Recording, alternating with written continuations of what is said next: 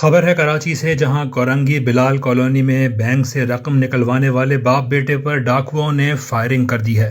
سی C T V کے مطابق 2 motor cycle پر سوار 3 ملزمان نے گاڑی کا تعاقب کر کے اسے روکا۔ گاڑی میں سوار شہریوں نے پیسوں سے بھرا بیگ پھینکا اور پھر شہری نے گاڑی سے اتر کر مزاحمت کی اور ایک ملزم کو گرا دیا۔ اسی دوران ملزمان نے گولی چلا دی، جس سے ٹھیکیدار عبد المالک جاں بحق ہو گیا۔ کار میں سوار عبد المالک کا بیٹا بھی گاڑی سے اتر کر ملزمان کے پیچھے بھاگا، جس پر بھی ڈاکوؤں نے فائرنگ کی اور ملزمان کی فائرنگ سے عبد المالک کا بیٹا زخمی ہو گیا ہے۔